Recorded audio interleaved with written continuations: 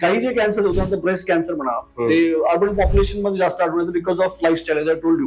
त्याच्यामध्ये काय की there are some risk factors for breast cancer. म्हणजे लवकर पाळी येणे, पहिलं गरोदरपण उशिरा येणे, स्तनपान शिशुला स्तनपान न करणे, these are some of the factors. म्हणजे पाळी उशिरा जाणे, these are some of the risk factors which are pointing towards breast cancer. म्हणजे हे जे रिस्क फॅक्टर्स आहेत उदाहरणार्थ अनमॅरिड नली पेरेंट्स लेडीज मध्ये ज्यांना मुलबाळ नाहीये, ओके, असेही काही रिस्क फॅक्टर्स आहेत. असे रिस्क फॅक्टर्स असले म्हणजे तुम्हाला ब्रेस्ट कॅन्सर होतो असं नव्हे, किंवा रिस्क फॅक्टर नसले म्हणजे तुम्हाला म्हणजे ब्रेस्ट असं दोन्ही गोष्टी आहेत. पण these are most of the risk factors which points towards breast cancer.